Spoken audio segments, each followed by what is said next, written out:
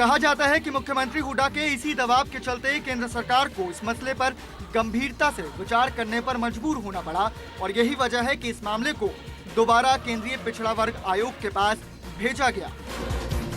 पिछड़ा वर्ग आयोग ने ये अपनी एक रिकमेंडेशन देने के बाद बंद कर दी थी कि इसमें और कोई हम किसी पे रिव्यू नहीं किएंगे। जाटों को आरक्षण देने के लिए उन्होंने मना कर दिया था। जब एक बार केंद्रीय पिछड़ा वर्ग आयोग ने उसको मना कर दिया तो उन्होंने कहा कि हमारे पास ये अधिकार नहीं इसको रिव्यू करने का। पहले तो वहाँ पर फंसा रहा।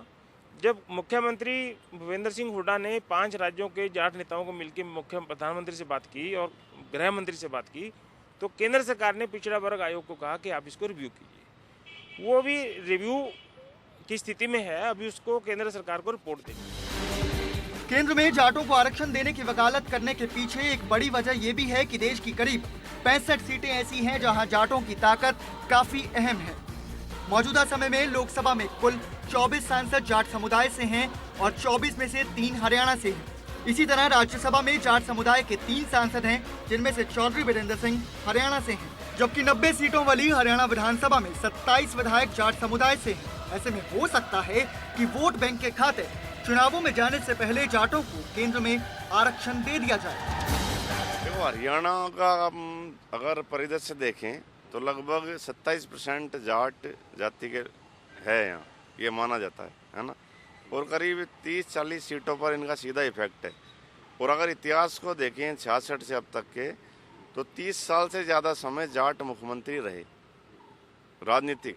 तो जाहिर है कि ये राजनीतिक कारणों के कारण ही ये आंदोलन अभी आरक्षण देने के बावजूद भी नहीं हो पा रहा है। आज जाटों को लगता है कि भी अगर आप आंदोलन अब क्योंकि 5 साल से लगातार बढ़ रहा है उनका, और मुख्य बात यह है कि मुख्यमंत्री हुड्डा के साथ साथ और दूसरे जो जाट नेता दूसरे राज्यों के, वो भी चाहते हैं कि जाटों को आरक्षण मिले।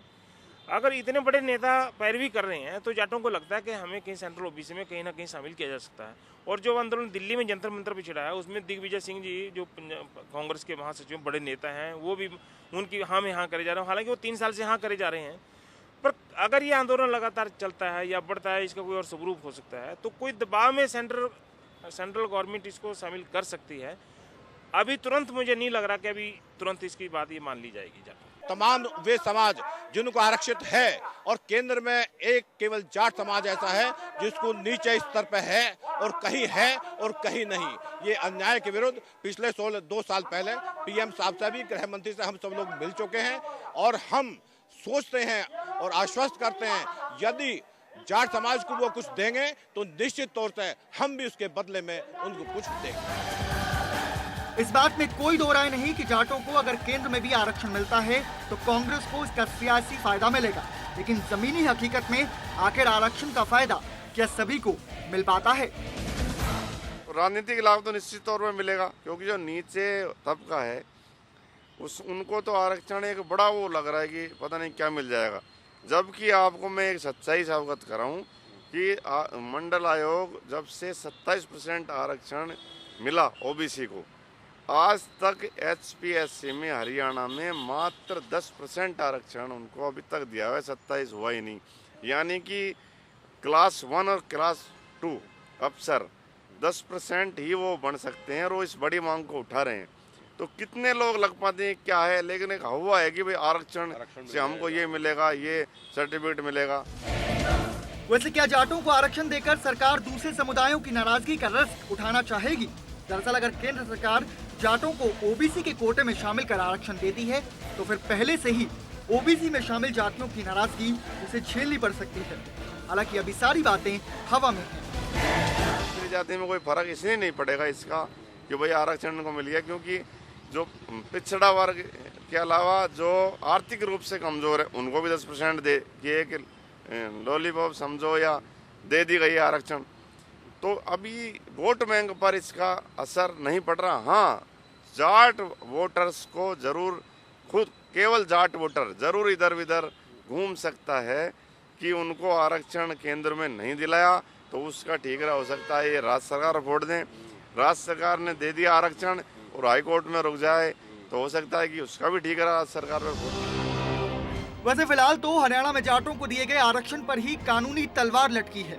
दरअसल हुडा सरकार की ओर से राज्य में आरक्षण का कोटा 50% से ज्यादा करने का मामला हाई कोर्ट पहुंच चुका है। 66% हरियाणा में हो गया है। सुप्रीम कोर्ट का निर्देश है कि 50% से ऊपर आरक्षण नहीं होना चाहिए। इसलिए इन जाटों को ये उम्मीद होगी कि भी कहीं ऐसा ना हो ये भी हमारा भंग हो जाए, खत्म हो जाए। जब उसमें कहीं हाई कोर्ट जो 50% से ऊपर चला जाएगा तो उसको रद्द कर देगा। वो चाहते हैं हरियाणा के जाट कि हरियाणा की विधानसभा में ये पहले मता पास हो, प्रस्ताव पास हो और ये कानून बनाया जाए। एक बड़ा सवाल ये भी है कि जाटों को क्या वास्तव में आरक्षण की जरूरत है? इसे समझने के लिए हमें इनके आधार को समझना होगा। दरअसल भारत में मुख्य रूप से पंजाब, हरियाणा, राजस्थान, दिल्ली, उत्तर प्रदेश, मध्य प्रदेश और गुजरात में जाट बसते हैं। पंजाब में ये जट कहलाते हैं और शेष प्रदेशों में जाट कहलाते हैं। एक रिपोर्ट के अनुसार हरियाणा में जाटों की संख्या करीब 25% के आसपास है। जाट नेताओं की माने तो उनकी जाति के ज्यादातर परिवार खेती पर निर्भर करते हैं। वर्तमान में जमीन कम होने के कारण उनके जाट पिछड़ गए हैं। शैक्षणिक और सामाजिक स्तर को बराबर करने के लिए जाट आरक्षण की मांग उठाई जा रही है। हालांकि जाट समाज में एक ऐसा तबका भी है जिन्हें रसूखदार माना जाता है। ऐसे में क्या वो भी आरक्षण के हकदार हैं? वैसे आपको जानकर हैरानी होगी कि आरक्षण की मांग को लेकर किसी भी हद तक जाने वाले जाटों ने मंडल कमीशन के समय में खुद को पिछड़ा मानने से ही इनकार कर दिया था। लिहाजा तब वो आरक्षण से महरूम रह गए। इस घटना को कई जाट नेता अपनी गलती बताते हैं तो कुछ का तर्क है कि परिस्थितियां पहले कुछ और थी और अब कुछ और है। बहरहाल मौजूदा समय में दिल्ली, मध्य प्रदेश, उत्तर प्रदेश, बिहार, उत्तरांचल और हिमाचल के जाटों को राज्य के स्तर पर आरक्षण मिला हुआ है, जबकि हरियाणा में जाटों को आरक्षण देने की तमाम प्रक्रियाएं लगभग पूरी हो गई हैं, बस इसको लागू करना बाकी है। इसके अलावा राजस्थान अकेला ऐसा राज्य है जहां के जाटों को राज्य और केंद्र दोनों में आरक्षण मिला हुआ है। बहरहाल इस रिपोर्ट के अंत में सवाल ये है कि आखिर कब तक हम आरक्षण की राह पर चलते रहेंगे? दरअसल भारतीय संविधान के निर्माण के पश्चात अगले 10 वर्षों तक आरक्षण की व्यवस्था इसलिए की गई थी कि जो हजारों वर्षों तक दबे कुचले रहे उन्हें उनकी जनसंख्या के अनुसार प्रतिनिधित्व मिल सके। आरक्षण की इस मूल भावना से कोई भी इनकार नहीं करता, लेकिन अगर ध्यान से देखा जाए तो सबसे बड़ी समस्या जो उभर कर सामने आती है वो इन दबे कुचले और शोषित वर्गों को पहचानने में आती है। हजारों वर्षों से शोषित कौन है? आरक्षण की इतने सालों से व्यवस्था होने के बाद भी हम पिछड़ों को अगड़ों के बराबर क्यों नहीं ला सके?